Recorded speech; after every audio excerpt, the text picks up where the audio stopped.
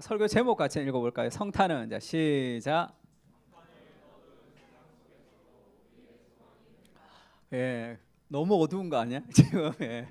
성탄은 우리의 소망이 됩니다. 그렇게 하면 옆에 있는 분들하고 인사해 볼까요?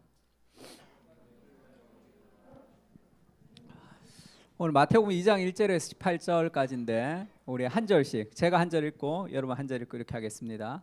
헤로드 왕 때 예수께서 유대 베들레헴에서 나심에 동방으로부터 박사들이 예루살렘에 이르러 말하되,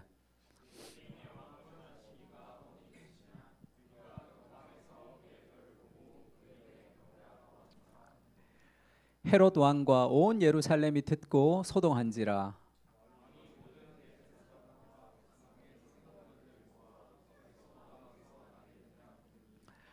이르되 유대 베들레헴이오니 이는 선지자로 이렇게 기록된 바,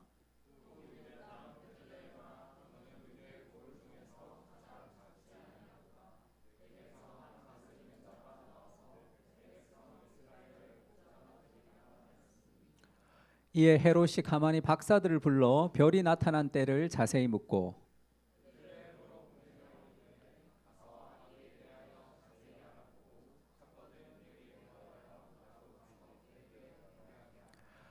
박사들이 왕의 말을 듣고 갈새 동방에서 보던 그 별이 문득 앞서 인도하여 가다가 악이 있는 곳 위에 머물러 서 있는지라.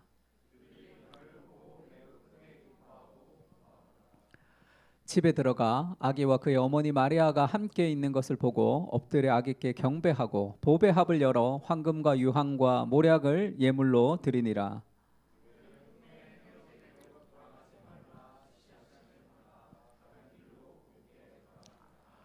그들이 떠난 후에 주의 사자가 요셉에게 현몽하여 이르되, 헤롯이 아기를 찾아 죽이려 하니 일어나 아기와 그의 어머니를 데리고 애굽으로 피하여 내가 내게 이르기까지 거기 있으라 하시니,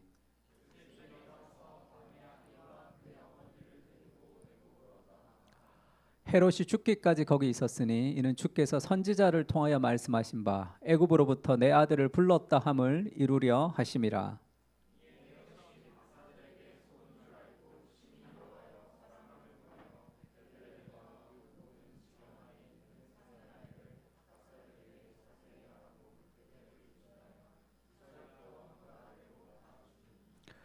이에 선지자 예레미야를 통하여 말씀하신 바,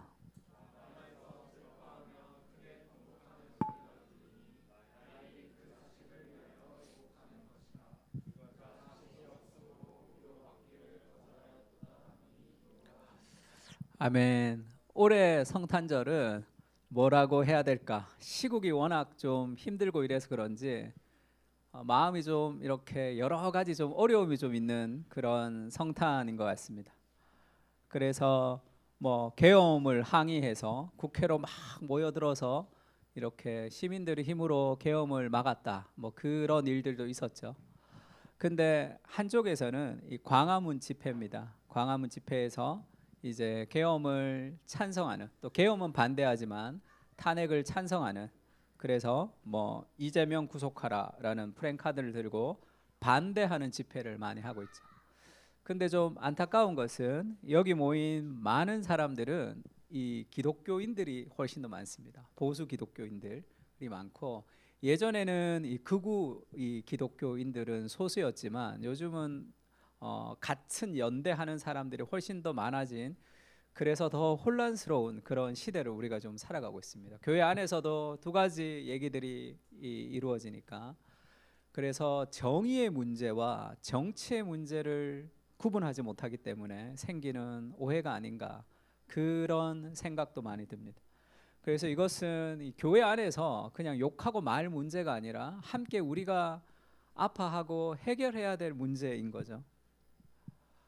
그래서 이 그 장로의 신학대학교면 유명한 신학대학교죠. 이름 없는 신학대학이 아니라 그냥 우리나라에서 유명한 목회자를 양성하는 신학대학교 교수님이, 윤석열은 예수 그리스도의 준하는 인물이다라는 이것은 뭐 계엄이 없어도 사실 이것은 쉽지 않은 얘기죠. 굉장히 정치적인 발언을 많이 해서 여러 가지 일반 사람들이 볼 때 기독교가 어떻게 받아들여질지 참 마음이 어려운 그런 일들도 있습니다.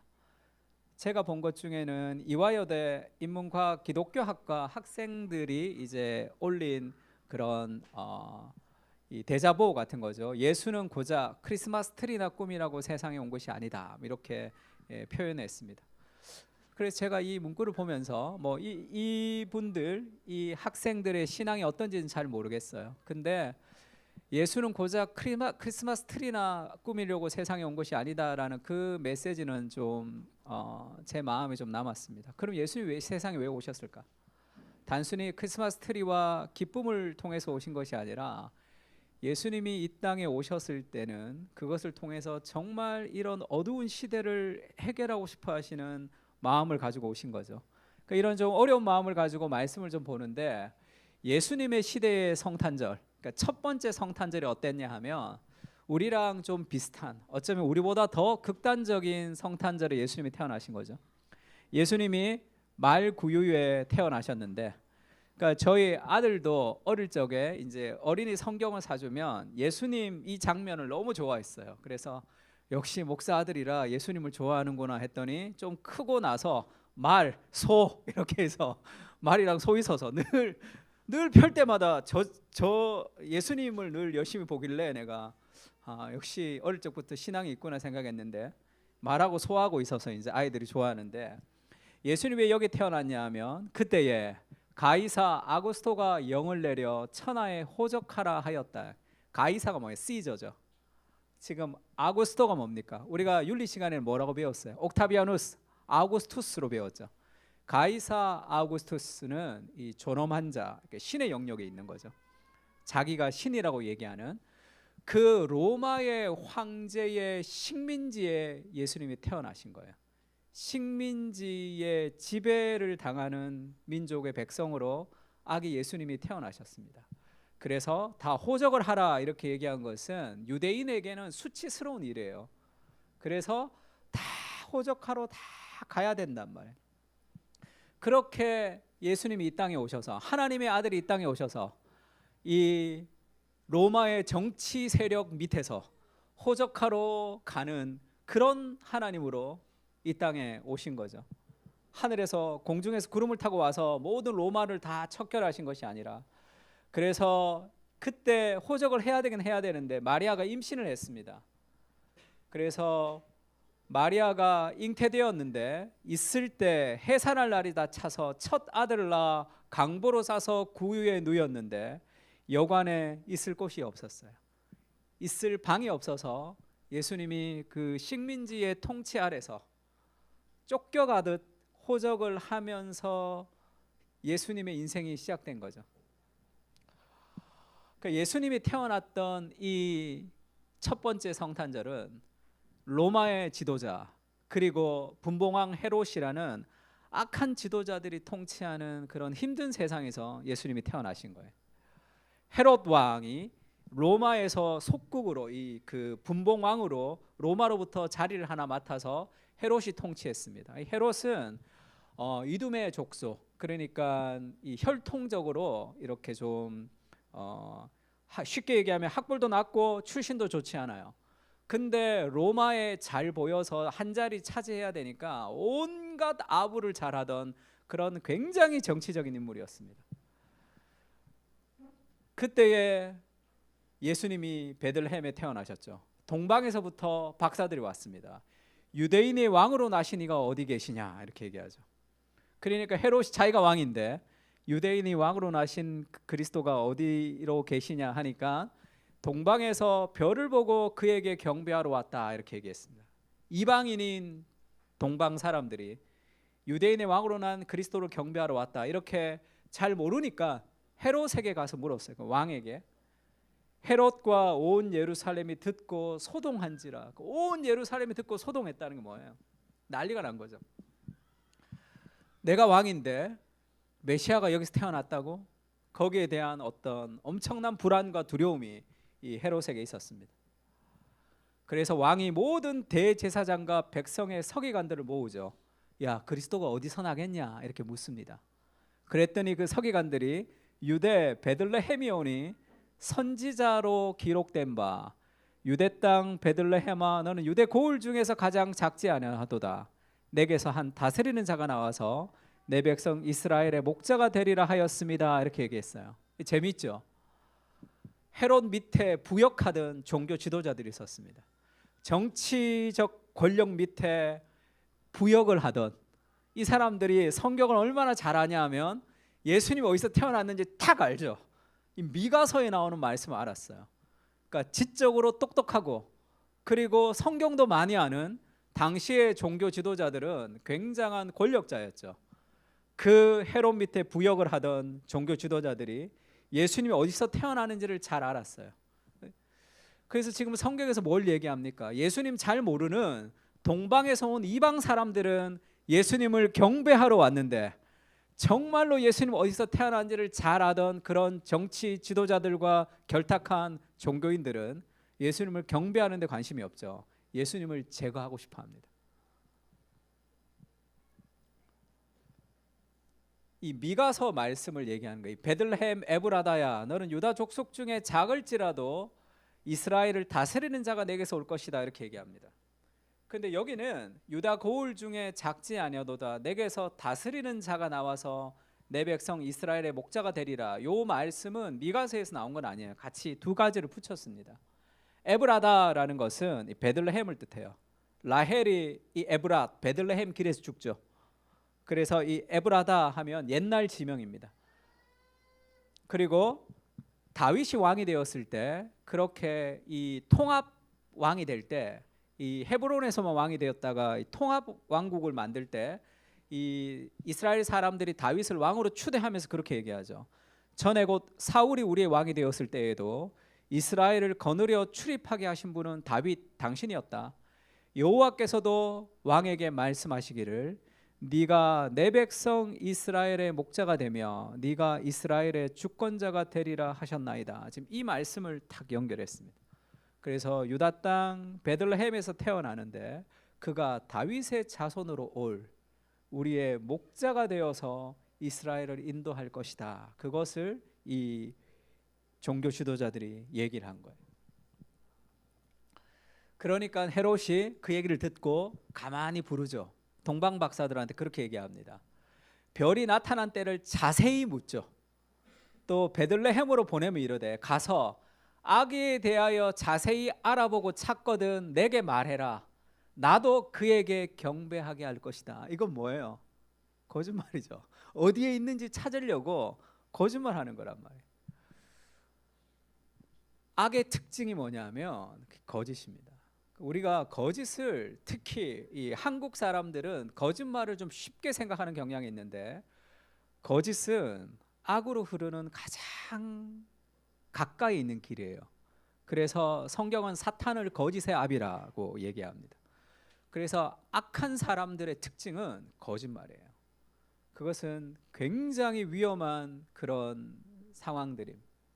그러니까 제가 요즘 들어서 이 정치인들을 보면서 굉장히 이 걱정하는 것이 뭐냐면 지도자들, 정치인들이 거짓말을 너무 쉽게 하죠. 뭐 청문회 같은 거 할 때 국가의 어떤 장관이 될 사람이 들키기 전까지는 무조건 발뺌하다가 들키고 나면 뭔가를 해명하는 것이 보편화돼 버리는 것은 사회 전체의 문제가 됩니다. 그거는 심각한 거죠. 그래서 거짓말하는 것을 굉장히 쉽게 생각하는 상황이 됐는데 예전에 도산 안창호 선생님이 그렇게 얘기하죠. 거짓말, 거짓이여 너는 이 조선을 멸망시킨 원수다 이렇게 얘기합니다. 우리나라가 왜 멸망했냐? 그게 거짓말을 용납하는 문화가 결국은 우리를 나태하게 했다. 그렇게까지 나갔죠. 군부의 원수는 불공대천이라 하였느니 내가 평생 죽어도 다시 거짓말을 안 할 것이다. 왜냐하면 한국이 거짓말 때문에 무너졌다고 생각하기 때문에 그렇습니다. 그러니까 도산 안창호 선생님이 학교를 했는데 그때 이 출석부 같은데 이제 자기 도장을 이렇게 찍어야 돼요. 근데 도장을 안 갖고 온 거예요. 한 사람이. 그래서 다른 사람 도장을 찍어가지고 자기인 것처럼 하려고 손으로 이렇게 문질러서 이름을 잘 모르도록 그렇게 했단 말이에요. 도산 안창호 선생님이 그걸 불러가지고 왜 이렇게 했냐. 근데 그럴 수 있잖아요. 퇴학을 시켰습니다. 그만큼 그 정신이 우리나라를 멸망시켰다는 그런 확고한 생각이 있었어요. 그 작은 거짓. 그래서 늘 악은 거짓과 함께 왔다 갔다 합니다. 거짓 선지자들 삼가라. 그들은 노략질하는 일이라. 왜 거짓말하죠? 거짓말의 특징은 한 가지입니다. 자신의 이익을 챙기는 거죠. 진실보다 자기의 이익을 더 소중하게 생각할 때 거짓을 하는 거죠.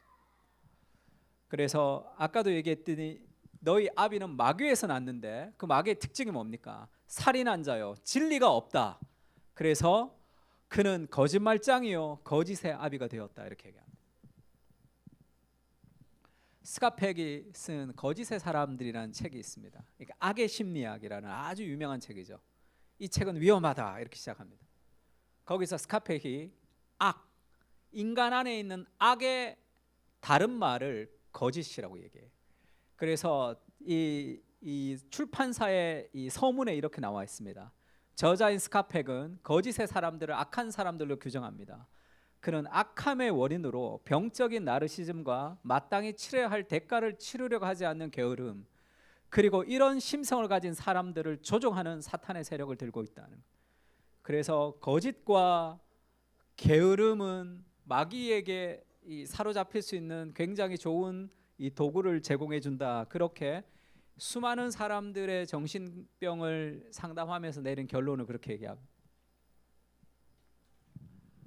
특히 사회 지도층으로 갈수록 이런 일들이 더 만연해지죠. 왜냐하면 권력이라는 것이 하나님이 주신 선물이라는 것을 알지 못하기 때문이죠. 그래서 헤롯은 왕이지만 두려워하고, 아기 예수는 예수로, 연약한 예수로 태어났지만 그 안에 샬롬이 있는 것으로 성경이 대비하고 있습니다. 이사야서 5장 22절에 이런 말씀입니다. 같이 한번 읽을까요? 시작.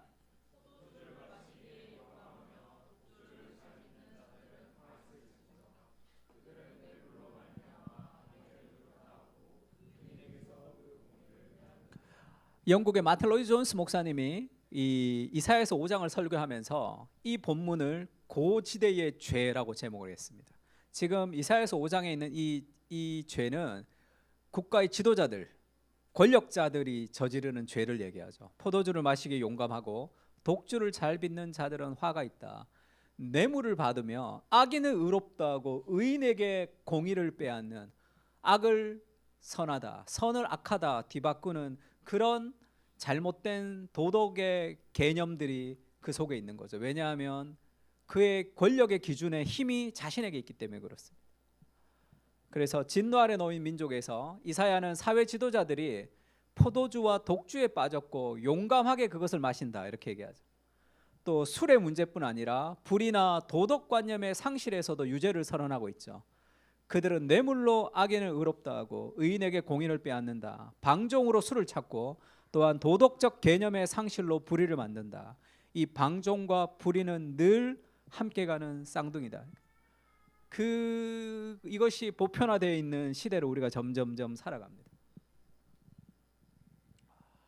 그래서 교양과 문명이라는 것도 이 고지대의 되죠. 그러니까 우리가 늘 그런 생각하죠. 저렇게 공부도 많이 하고 왜 저렇게 똑똑해서 왜 그렇게 높은 자리까지 갔는데 왜 삶이 건강하지 못할까, 그런 생각을 할 때가 있습니다. 교양과 문명이라는 것도 죄를 극복하지 못하죠. 포장지로 덮어둔 것밖에 안 돼요. 문명이라는 것은 혼돈으로부터 질서를 만들어내려고 했지만 결국 실패하고 맙니다. 교육을 잘 받은 사람도 삶에서 미개한 사람만큼 동일한 부패함과 저급함을 가지고 있죠. 이런 사람들은 막 분노를 폭발하지 않아요. 그러나 분노를 폭발하는 사람들을 보면서 나는 너보다 더 고급스러운 종류의 사람이야 라고 정죄하는 교만의 죄에 빠지고 있는 거죠. 그것을 깨닫지도 못하고 살아갑니다. 당신 자신도 나중에 혜택을 받기 위해 다른 사람에게 있는 잘못을 봐줍시다. 그렇게 계속 살아가면서 당신의 고귀한 통제 능력은 힘을 잃어버리게 되고 당신은 동물 같은 삶으로 전락되어 버리고 만다. 이 이사야에서 나오는 이 지도자들은 처음에는 다 믿음으로 살았던 사람들이,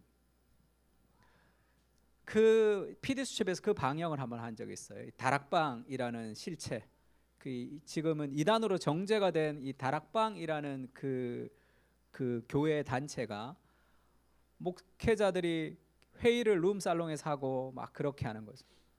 그래서 왜 그렇게 타락을 했냐 하면 교리가 잘못되었다 이렇게도 얘기하는데, 그 인터뷰하는 사람이 그렇게 했어요. 그 친구라는 사람, 젊었을 때부터 그 유광수라는 목사를 잘 아는 사람이 인터뷰를 했는데, 그 사람이 그렇게 경건하고 굉장히 헌신적이었던 사람이었다 이렇게 고백했습니다.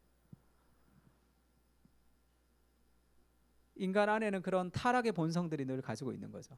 그것이 우리 안에 있습니다. 박사들이 헤롯의 말을 듣고 갔지만 예수님을 경배하고 하나님이 헤롯에게로 돌아가지 말라 지시하심을 받고 다른 길로 돌아갔어요. 그리고 그들이 떠난 후에 주의 천사가 요셉에게 나와서 헤롯이 아기를 죽이려고 하니 일어나서 어머니를 데리고 애굽으로 피하라, 내가 이르기까지 거기 있으라. 그래서 예수님이 피했습니다. 그것을 안 거죠. 이때 헤롯이 박사들에게 속은 줄 알고 심히 분노했습니다. 사람을 보내어 베들레헴과 모든 지경항에 있는 산의 아이를 박사들에게 자세히 알아본 그때를 기준하여 2살로부터 그 아래까지 다 죽였죠.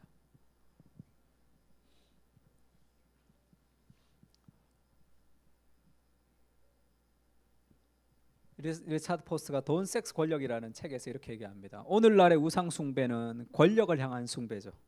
권력과 성공을 향한 숭배입니다. 수많은 책들이 우리의 마키아벨리적인 열정에 호소하고 있고, 대체로 오늘날의 정치 지도자들은 공중의 선을 위해 봉사하기보다는 권자를 유지하기 위해 권모 술수를 쓰는데 더 많은 에너지를 쏟고 있는 거죠. 이것이 권력이 우리에게 주는 그런 위험성이죠. 제가 매일 페이스북에 글을 이렇게 쓰는데 이 말씀을 묵상하면서 그런 생각이 좀 들었습니다. 그러니까 헤롯이 왜 그런 짓을 저질렀나 하면 두려움 때문이죠. 자기는 왕자의 자리에 있지만 두려웠습니다. 헤롯은 두려웠죠. 자신의 권력을 유지하기 위해 아이들을 죽이는 극단적인 계엄령 같은 것을 선포했죠. 세상 권력은 이렇게 두려움의 동기로 폭력을 행사할 때가 있습니다. 자신이 위협을 받으면 분노하고 자신의 권력과 힘을 사용하게 된다. 자존심에 상처를 받는 것을 두려워할 만큼 내면이 부실하기 때문이다. 가정폭력에 대해서 쓴 논문을 보면 특히 한국 유교 문화권에서 가정폭력이 많은 이유가 이 수치심의 문화라는 분석이 있습니다. 그러니까 수치심, 남들한테 어떻게 보여야 되는 그 체면의 문화 속에 있을 때 수치심이 자극이 되면 폭력이 일어나는 경우가 있어요. 그게 내면이 부실하기 때문이죠. 우리 안에 자기 안에 자기가 수치심을 자극받을 때 그렇습니다. 어디 헤롯만 그럴까? 헤롯이라는 지도자는 왜 저렇게 나쁜 놈이 지도자가 되어서 왜 저런 일을 저지를까? 그렇게 끝이 나는 문제가 아니죠. 헤롯만 그럴까? 우리는 어떤가? 우리도 내 자존심에 상처를 내는 사람이 있으면 그 사람을 응징하고 싶어 하죠.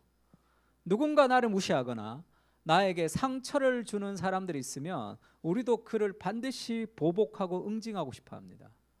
권력과 힘이 없기 때문이지, 권력과 힘이 주어지면 우리도 그를 응징하고 살고 싶은 삶의 본성이 우리한테 있는 거죠. 헤롯은 궁궐에 있지만 두렵고 예수님은 말구 위에 누운 아기지만 그곳에는 샬롬이 넘칩니다. 그래서 우리가 이 헤롯을 보고 우리가 오늘날의 정치적인 상황과 지도자들 보면서 나쁜 놈들, 그리고 우리가 외치고 그들을 몰아내면 세상이 달라집니까? 그렇지가 않아요. 내 안에 그 나쁜 놈이 동일하게 있다는 것을 알아야 됩니다. 우리도 우리의 자존심에 상처를 주는 누군가를 만나면 반드시 응징하고 싶어하는 삶의 본성이 있잖아요. 맥스 루케이도라는 목사님이 있어요. 너는 특별하단다, You are special이라고 아이들 많이 읽어주는, 그리고 헐미라는 그런 책을 써서 아이들 동화를 쓰는 굉장히 탁월한 목사님이에요. 맥스 루케이도가 그런 일이 한 번 있었습니다. 백화점에 이렇게 운전하고 가는데 누가 차를 확 끼어든 거예요. 그래서 봤더니 10대 애들이야. 그래서 운전 똑바로 하라고 헤드라이트를 이렇게 2번 반짝반짝 했어요. 그랬더니 걔들이 차의 문을 쭉 내리더니 가운데 손가락을 이렇게 탁 올리더래. 박규죠. 박규. 내 친구가 박규라고 있었는데 박규야 걔 별명이 그랬는데 손가락 올리면서 우리가 걔를 불렀는데 그랬더니 그래도 목회자니까 내려서 그렇게 얘기했어요. 너 손가락 좀 제대로 사용해야 되겠다 이렇게 얘기했대요. 그러니까 내 마음이지 뭐 이렇게 얘기한 거예요. 맥스루 캐두가 뚜껑이 열려버렸습니다. 자기가 내 마음이지 내 마음대로 하는 거지 뭐 이렇게 얘기하는 걸 10대 때 듣고 처음 들었대요. 나이 60대 목회자가 10대 때 들었던 그 얘기를 들으면서 뚜껑이 열렸어요. 그러면서 야, 너 당장 내려 이렇게 된 거예요. 그때 막 교인들의 음성이 들리더래요. 루케이도 여기까지 그만해라 이렇게. 천사들도 얘기하더래. 야 그만해라 이렇게. 근데 그 말을 무시했다는 거예요. 너 차 세워 이렇게 얘기해. 그랬더니 그러면 백화점 주차장에서 보자 이렇게 얘기하더래. 백화점은 사람이 많잖아. 그래서 야 당장 여기서 나 따라와 이러면서 먼저 운전했대요. 그러니까 뒤를 봤더니 애들이 막 너무 쫄아버린 거야. 그래서 둘이 막 얘기를 하다가 딴 데로 가버렸다는 거예요. 그러고 나서 핸들을 내리고 회개했다는 얘기가 있어요. 그러면서 뭐지 이거 나 왜 이러지? 예. 그러면서 책에 그렇게 썼어요. 지금 이 책을 혹시 보는 그 10대 운전자가 있다면 미안하다. 너도 잘못했지만 나도 많이 잘못했다. 그러나 우리는 용서받은 죄인으로 함께 변화되어 가는 중이다. 그렇게 썼습니다. 그런 일들 뭐 여러분 없습니까? 자존심의 상처를 받을 때 분노하는 내 안의 헤롯이 우리에게도 존재하는 거죠.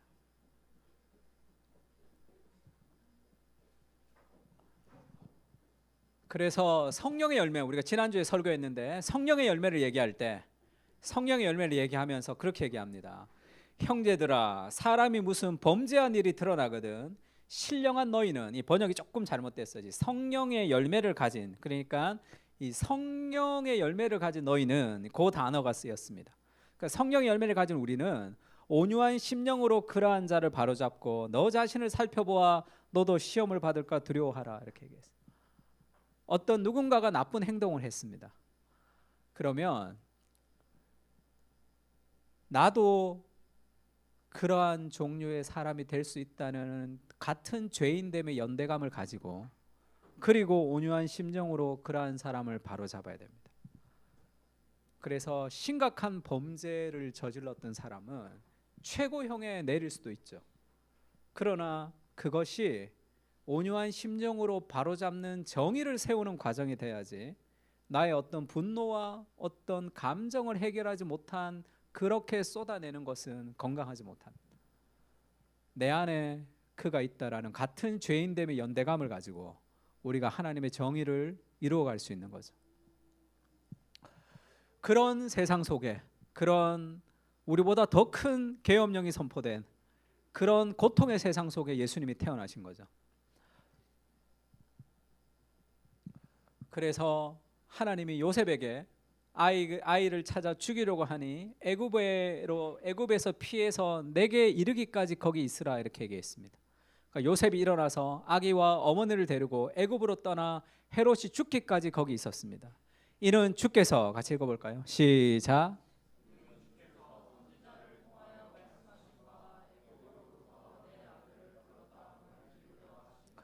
예수님이 애굽으로 헤롯을 피해서 내려간 그 사건이 단순한 사건이 아니라 말씀의 예언을 성취한 사건인데 주께서 선지자를 통하여 말씀하셨습니다. 애굽으로부터 내 아들을 불렀다 함을 이루려는 것이다 이렇게 얘기하죠. 예수님이 애굽에 갔다가 다시 나사렛으로 올라오는 그 사건을 애굽에서 내 아들을 부르는 그 일과 예언이 성취되었다 이렇게 얘기합니다. 애굽에서 내 아들을 불렀다 하면 이루려 함이다라는 이 구절은 이 호세아서에 나오는 말씀이에요. 이스라엘이 어렸을 때 내가 사랑하여 내 아들을 애굽에서 불러내었거늘. 호세아서 말씀이지만 이 내용은 어떤 내용입니까? 출애굽이죠. 그들이 죄악 가운데 고통할 때 애굽에서 불러내었던 그것을 호세아서에 얘기하는 거예요. 그때 이스라엘을 내 아들이다 이렇게 얘기합니다. 내 아들을 애굽에서 불러냈는데 호세아서에서는 어떻게 되냐면 그런데도 너희가 다시 죄악 가운데 빠져가는구나. 그러면서 하나님이 그럼에도 불구하고 내가 너희를 포기하지 않는 사랑으로 인도할 것이다, 그렇게 얘기하는 거예요. 그러니까 구약의 출애굽의 사건은 예수님에 대한 예언이었다 얘기하는 거죠. 그리스도가 애굽에서 나오는 그 사건이 우리를 애굽의 종로로 타던 그것에서 우리를 구원했던 사건과 지금 연결시키고 있습니다. 결국 출애굽의 그 사건은 그리스도가 성취하는 사건이라는 거예요.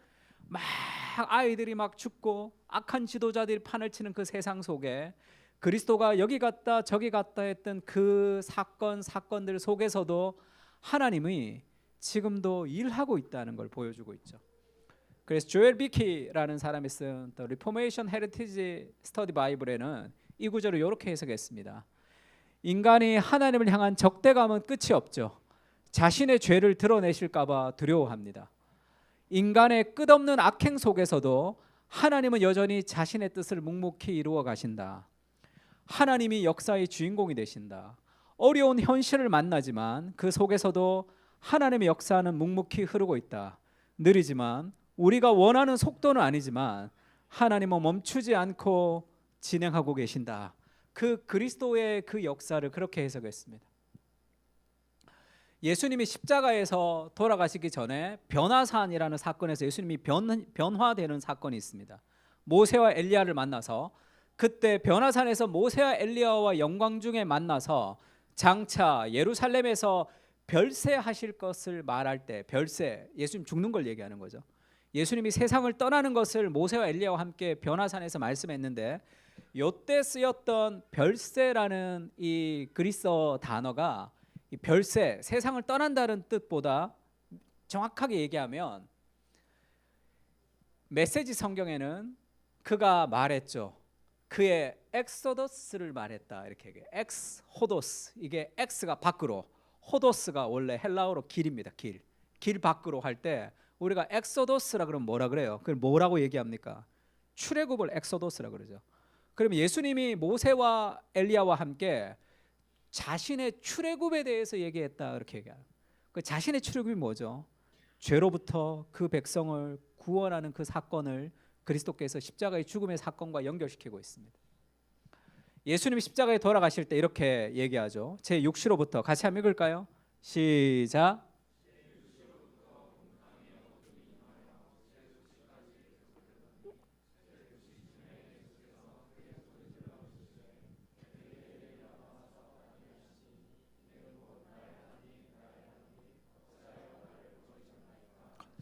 아멘.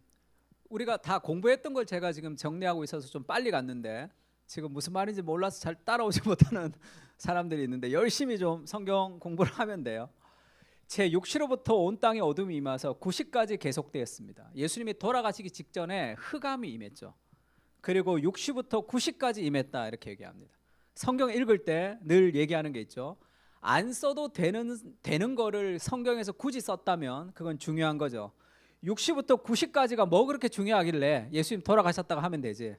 그리고 온 땅에 어둠이 임하는 게 뭐 그렇게 중요하길래, 근데 굉장히 중요하니까 쓴 거죠. 6시부터 9시까지 시간과 예수님이 돌아가실 때 어둠이 임한 것은 뭐를 보여주고 있냐면 출애굽을 지금 연결시키고 있습니다.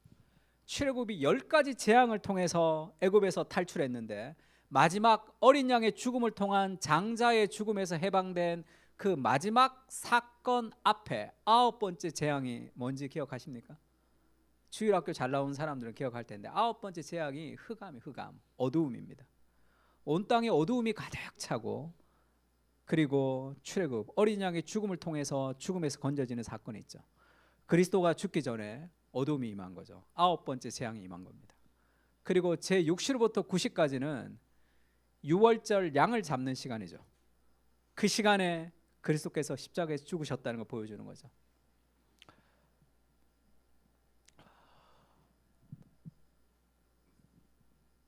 그래서 내 아들을 애굽에서 불러내었다라는 것이, 이것이 참 그냥 예수님이 악한 지도자를 피해서 그냥 피한 것 같은, 그냥 여기 갔다 저기 갔다 하는 하나의 사건인 것 같지만 그 안에서 하나님의 구원의 계획이 계속 이루어지고 있음을 보여주는 거죠.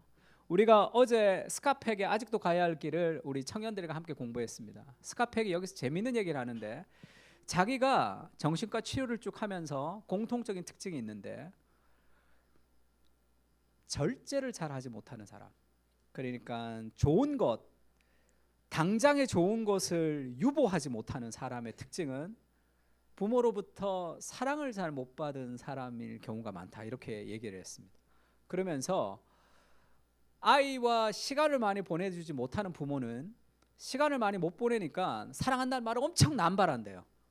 그리고 만날 때마다 엄청 잘해준다는 거예요. 그러나 제대로 훈육이 되지 않는다는 거죠. 그래서 그 시간을 잘 쓰지 못하기 때문에 아이를 방치했다가 잘 못하면 불같이 화를 낸다는 거예요. 그러면 아이가 건강해지지 못하는. 그러면 사랑이 많은 부모는 어떠냐 하면 늘 아이와 함께 있죠. 사랑은 시간을 씁니다. 사랑하는 대상에게는 시간을 쓰게 돼 있어요. 제가 요즘 그 자동차 배우려고 유튜브를 좀 보고 있는데 와, 새 차에 뭐 8시간, 10시간씩 투자하는 사람들이 있어요. 왜 그렇죠? 차를 사랑하기 때문에 그렇죠. 그러니까 아이를 사랑하는 사람은 시간을 많이 투자하죠. 아이와 함께. 그러면 아이에 대해서 잘 안 돼요. 그래서 애가 혼내지 않아야 될 때지만 훈육을 해야 될 때와 정말 심각한 잘못을 했지만 용서해야 될 때를 잘 구분할 수 있다는, 그것이 올바른 훈육의 지름길이다, 그런 얘기를 했습니다. 그러면서 그런 얘기했어요.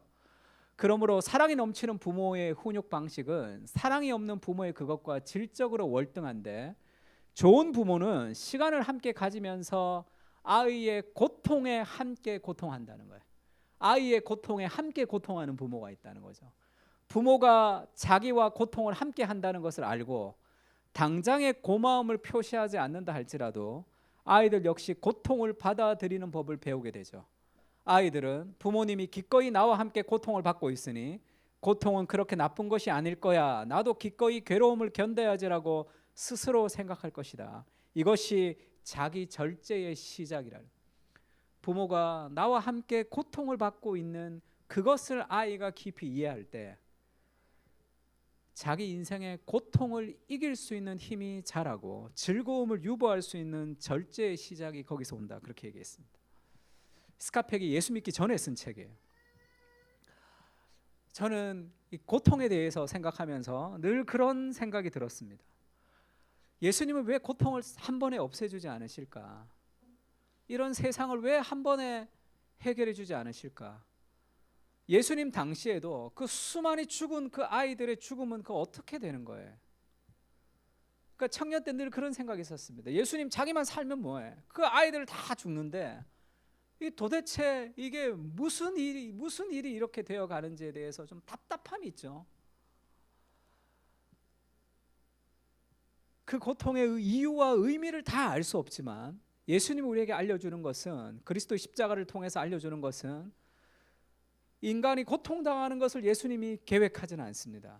예수님이 그것을 힘들어 하시는 분이시고 그 고통과 함께 고통하시면서 하나님이 그 고난을 이겨갈 수 있도록 우리에게 임재하시는 분이시다라는 정도를 신뢰할 수 있는 거죠. 아까도 우리 빛나 엄마가 얘기했던 세 번째 고백이 힘들다 하는 것이, 하나님이 내가 원치 않는 길로 우리 아이를 인도할 때 그것을 받아들이시겠습니까? 할 때 그게 힘들다는 거예요. 그러나 하나님을 신뢰할 수 있는 거죠. 그리스도의 십자가를 통해서 고통의 이유는 알 수 없지만 그 고난 속에서 하나님 우리를 사랑하신다는 것을 우리가 확인할 수 있습니다. 베들레헴 그날 밤이라는 맥스 루케이도의 책이 있는데 여기서 조지 웨이 할리라는 의료 선교사 얘기를 합니다. 이 사람이 이 아프리카 오지에서 의료 선교를 시작했는데, 예전에 사람들이 이 진료하러는 많이 와서 다 고마워하는데 교회는 안 오는 거예요. 1년이 지나도 3명 정도밖에 교회에 안 왔습니다. 근데 의료 선교를 하면 이 사람들을 다 좋아하는데 교회는 안 오는 그런 민족이었어요. 그러다가 어느 날 이 사람이 이렇게 있는데 자기 아들이 태어났는데 3살이었어요. 아들이 막 풀밭을 뛰어가다가 푹 쓰러지는 거예요. 왜 저러지 했는데 다시 일어났습니다. 그리고 다시 걸어가다가 다시 퍽 쓰러지더라고. 갔더니 열이 막 엄청나게 난 거예요. 그래서 얘야 괜찮다, 아빠가 살려줄게, 자기가 의사니까 그랬는데 그 열이 잡히지가 않았습니다. 아이 죽었어요. 근데 친구도 없죠. 거기서 외로운 그 오지에서 아이의 관을 짜서 자기가 혼자 그 아이의 관을 끌고 아이를 묻어주러 이렇게 걸어가고 있었어요. 그때 그 아프리카에 있었던 그 한 노인이 그걸 발견했습니다. 그러니까 너 어디 가냐? 아이가 죽어서 지금 아이를 묻으러 가는데 관을 이렇게 끌고 가니까 내가 들어줄게. 들었습니다. 그러니까 아이를 묻었어요. 아이를 묻고 그 얼마나 고통스러웠을까요? 막 터져 나오는 그 울음을 주체하지 못해서 막 울었습니다. 그때 그 아프리카의 그 노인이 그 모습을 보고 막 놀라서 뛰어가면서 자기 마을 사람들에게 외쳤습니다. 이렇게 외쳤대요. 백인도 운다, 이렇게 외쳐요. 백인도 우리처럼 운다, 이렇게 외쳤습니다. 그리고 아예 장례식장에 그 마을 사람들이 다 와서 그 다음 주부터 계속 교회가 부흥했던 그 선교의 역사를 좀 읽은 적이 있습니다. 맥스 루케드가 이렇게 썼어요. 마을 사람들이 선교사의 눈물을 본 뒤에 모든 것이 달라졌다. 그분은 상한 마음을 아신다. 인생에 닥쳐오는 슬픔을 아신다. 그분은 구름 속의 음성이나 찬란한 빛으로 오실 수도 있었지만 한 인간으로 오셨다. 하나님이 당신을 이해하실까? 베들레헴에 답이 있다. 하나님은 눈물을 보여주시기 위해 당신과 같은 인간이 되셨고 우리와 동일한 얼굴을 취하셨다. 예수님이 나사로의 죽음에서 나사로의 무덤 앞에서 사랑하는 나사로의 죽음 앞에 예수님이 저렇게 얘기하죠. 심령의 비통히 여기시고 불쌍히 여기사 이르시되 그들 어디 두었느냐 이르되 주여 와서 보옵소서 하니 예수께서 눈물을 흘리시더라. 하나님이 이 땅에 인간으로 오셔서 눈물을 흘리시는 거예요. 이것은 인간의 고통을 하나님이 아파하신다는 겁니다. 왜 이 땅에 고통이 있는지, 왜 그런 악한 사람들이 판을 쳐서 선한 사람들이 고통을 당하는지 우리는 다 알 수는 없습니다. 그러나 천국에는 그런 일이 없을 것이라고 우리가 확신한다면 타락한 세상이 주는 구조적인 악이 여전히 이 땅 가운데 있는 거죠. 그것을 하나님도 아파하시는 분이시죠. 그래서 성탄은 어두운 세상 속에서도 유일한 힘이 되죠. 산의 아이들을 다 죽였습니다. 그러면서 선지자 예레미야를 통하여 말씀하신 바 라마에서 슬퍼하고 크게 통곡하는 소리가 들리니 라헬이 그 자식을 위하여 애곡하는 것이라.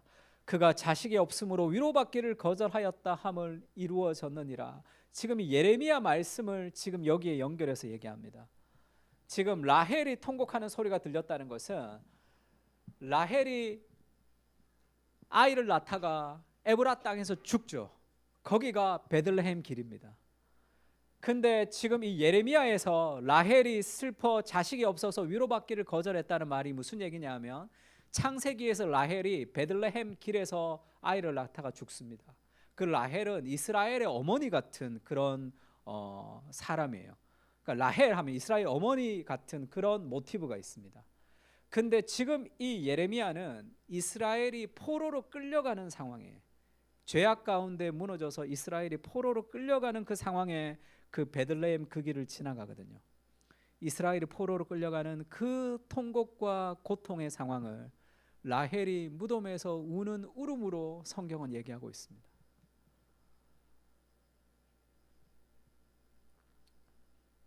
이것을 통해서 성경에서 우리에게 보여주고 싶은 것이 뭐냐면 자식을 잃어버린 부모의 슬픔을 얘기하는 거죠. 그것은 하나님의 마음입니다. 자신의 자식을 이 땅에 보내서 십자가에 못 박아 죽는 그 하나님의 고통하는 그 심령과 그리스도의 마음을 우리에게 보여주는 거죠. 그러면서 예레미야는 이렇게 얘기합니다. 같이 한번 읽을까요? 에브라임은 자 시작.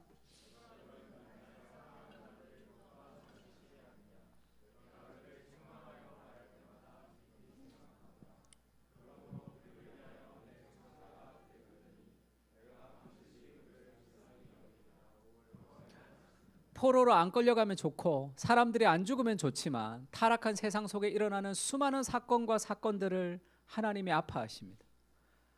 그리고 그것에 대한 해결책은 그리스도의 십자가로 우리에게 주시는 거죠. 지금 헤롯이 통치하는 세상은 우리와 같이 고통하는 세상이죠. 악한 지도자들이 판을 치는 그 세상에 예수님이 아이로 태어나셔서 결국 그리스도의 십자가의 죽음을 통해서 온 세상을 구원하고 싶어하는 하나님의 계획이 느리지만 그렇게 이루어지고 있음을 우리에게 보여주고 있는 거죠. 팀 켈러가 이런 얘기했습니다. 성탄이라는 것은 세상의 끝없는 문제에도 불구하고 성탄은 소망이 된다. 두 번째는 당신과 나의 끝없는 실패에도 불구하고 성탄이라는 것은 포기하지 않는 하나님의 소망이 된다. 그것이 우리 삶의 메리 크리스마스가 되는 거죠. 우리의 삶이 힘든 이유가 뭡니까? 나라도 힘들고 정세도 힘들지만 내 삶도 힘들죠.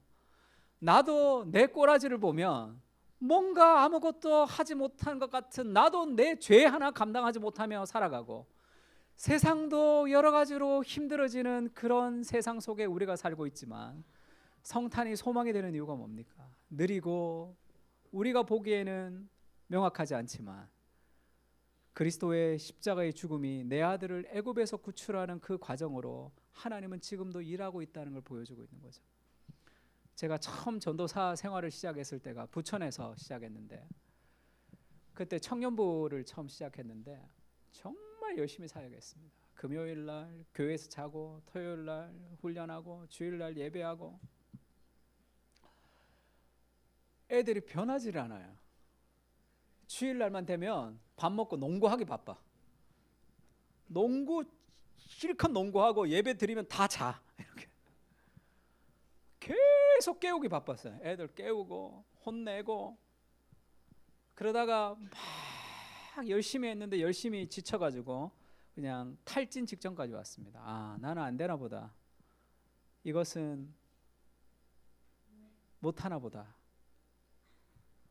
그때 수업 시간이었는데 제가 신구약 파노라마라는 것을 배우고 있었는데, 그때 신약과 구약 사이에 예전에는 빈 종이가 하나 있었습니다. 그러면서 이제 그 교수님이 농담으로 이렇게 펼쳐서 성경에서 하나님이 이런 말씀하신다 저런 말씀하신다라고 그렇게 이렇게 점치듯이 하지 마라. 뭐 펼치면 뭐 유다가 죽으니라 뭐 이런 거 나오면 내가 죽어야 되냐 뭐 이렇게 얘기하지 말고, 그리고 펼치다가 신구약의 중간 상태가 나오면, 흰 종이가 나오면 오늘은 하나님이 아무 말씀도 하지 않으시는구나, 그러고 닫고 그러지 마라, 뭐 이런 농담 비슷하게 했어요. 근데 그게 내 마음 같았습니다.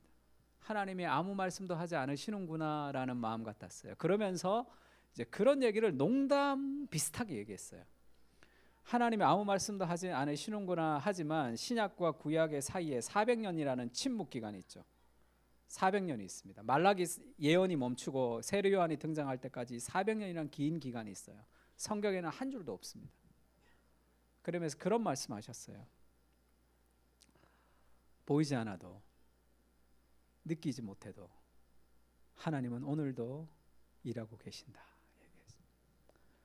그게 저한테 얘기하는 건 줄 알았어요. 아, 보이지 않아도, 내가 느껴지지 못해도 하나님이 오늘도 우리 인생 가운데 일하고 계시는구나. 그 마음을 가지고 교회에 갔는데 뭐 여전히 다 자죠. 여전히 다 자는데 너무 사랑스러운 거예요.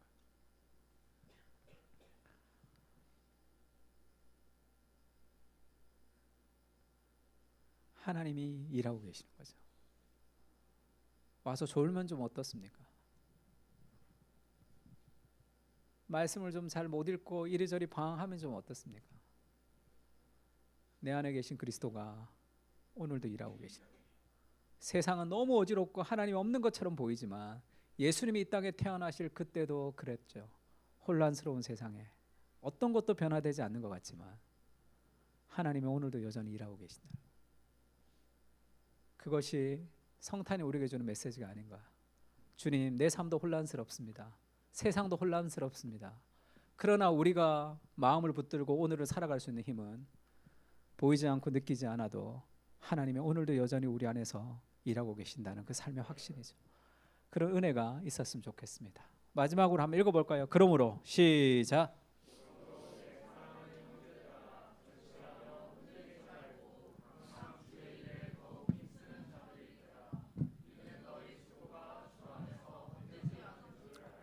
아멘. 우리 같이 한번 찬양할까요?